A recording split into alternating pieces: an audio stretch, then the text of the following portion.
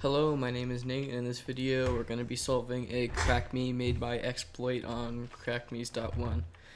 So the crackme is called crackme exclamation point by exploit, and when you first load up the crackme you can see that it is made in the win API, which means the main function will be win main, and it prompts you to enter a username and enter a serial. I'm going to enter a username of Nate and a serial of 1234 and press check, and then it's going to give me maybe use more fingers, try again. So that's the incorrect message. The first thing I'm going to do is load the crackme into IDA.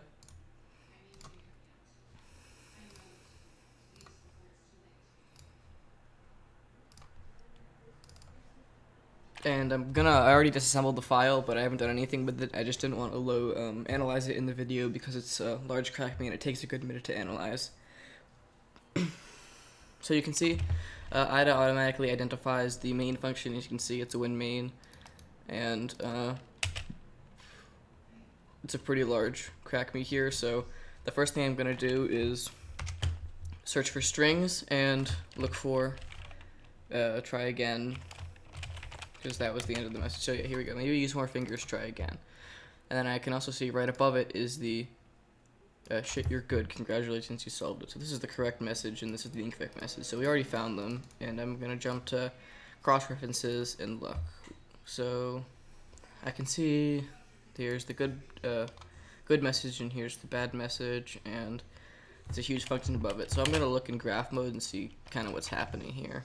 So I can see here's the good and the bad, and then there's a huge function above it, which I believe is the encryption function, the encryption algorithm. So the part where I'm looking at right now is just first glance I realized that this function here is a loop, and so I'm gonna jump straight to this function here, and I'm gonna actually open this in x64 debugger. I'm gonna use the 32-bit version, so it's gonna be x32 debug, and I'm gonna put some breakpoints in that loop and see what it's doing. So I'm gonna attach this to the crackme. I'm gonna let's go to the top of this loop here. Actually, we can see this. Here's the, go to that here, there, right there, and there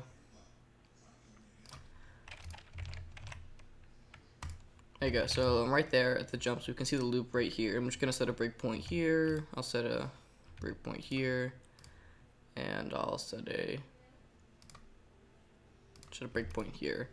And actually, you can start to see I had a comment here, a start of encryption loop, because I've already reversed this before making the video. So the first thing I'm gonna put in my name, Nate again, and I can see my string, my name is being held right there, and as I'm stepping through this loop,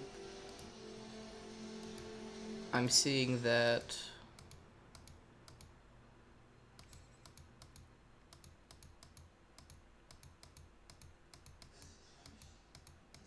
I'm not seeing much. I'm actually gonna set some more breakpoints. Actually, wait, I think it's done. Yeah, I'm gonna check again. Oh, when we hit this breakpoint here, we have the character A. When we hit it again, we have the character 9. If we keep hitting it, we can see that there'll be more and more characters held in EAX every time it hits this breakpoint here.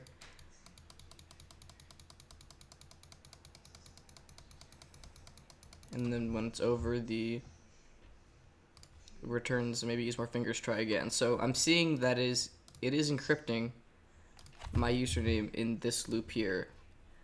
But also, I wonder if I put a breakpoint on either the correct or incorrect message, I'll be able to view the encrypted string inside of this function here. So, okay, wait, we hit the breakpoint there. The string's gonna begin with an A and then a 9. So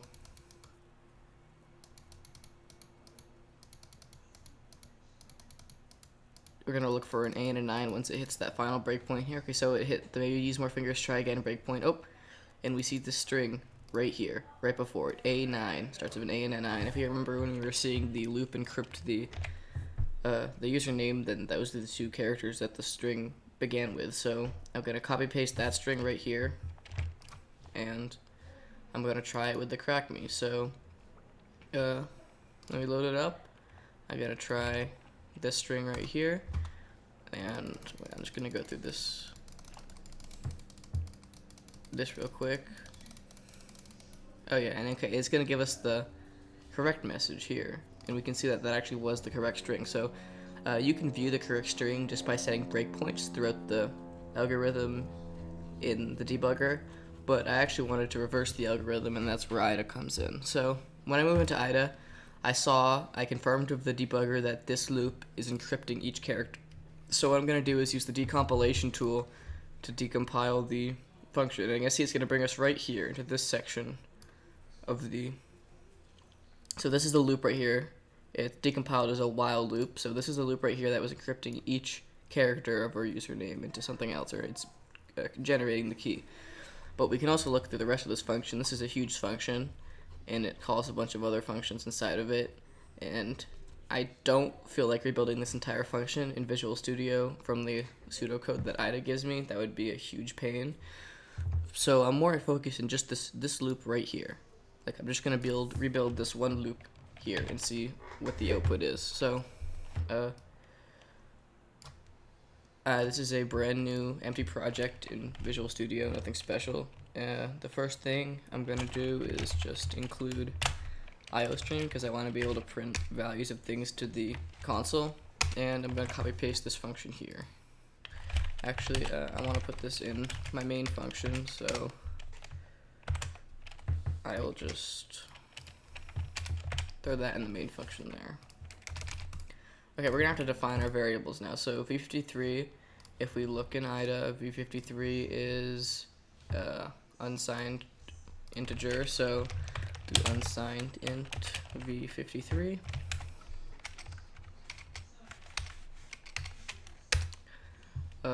We need v50. v50 is also an unsigned integer, so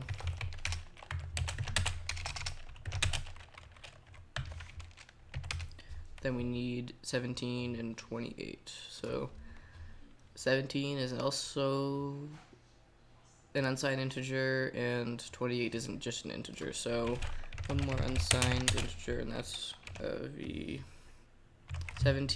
and then we have the integer is v28. Okay, so I see it's calling this function here, and it's taking the parameter of v34, and also it's taking a character which is v50. I looked in IDA here, and I was seeing that if this function was called, it would need to call this function, and this function is huge, and I definitely do not want to go through the pain of rebuilding something like this from the pseudocode. So I wondered what would happen if I ran the program without calling that function. So I commented this line out, and instead of keeping it there, I was just going to print out the value of, or the character value of v50 to the console every time the program ran. Every time this loop ran, it was going to print out the character value of v50. And when I ran this program here, I got this string here, AC equals C semicolon 9 colon 7. So I'm going to copy this string here, and I'm going to try something with the crackme, because when I was testing the string, it turns out that the string is actually a valid string for any one character username input. So any user input of one character, I'll just do like a 7 there, and we check it. That is going to be a valid string. It's going to be a valid key for the username. Any one character username. See, we got the shit, you're good, congratulations, you solved that message. So that is the partial keygen I constructed. It can generate a valid key for any one character username, but If you want to reverse the rest of the algorithm, you have to calculate what V53 is, and V53 is calculated in this for loop here, I'm pretty sure. And I was trying to go through it and reverse it, but it was just huge. I had a hard time reversing it, and some of the functions were getting very large, and I started to encounter problems, so I just settled for the partial keygen there. If you're a little bit more talented than I am and have been hacking a little bit longer and you feel like reversing the rest of the algorithm, feel free, but I just settled for a partial keygen for this video. And also it shows that you can use, in a lot of crackmes where it takes a username and then generates a key from the username, you can use a debugger to actually get the string from the program. And the next crackme I'm going to be working on, you can't do this actually, because this debugger, with setting breakpoints throughout the algorithm, I've been able to pull valid strings from many crackmes that use this, no matter how complex the algorithm is. But the next crackme I'm going to be working on is, instead of doing this, you need to enter a key that satisfies the algorithm. So it does not generate the key inside the program. It runs your input through an algorithm and then checks if it is correct. So it's a little bit more difficult. I'm still working through some of the calculations, and I should produce a video and upload it within the next day or two. So thank you for watching till the end if you did, and goodbye.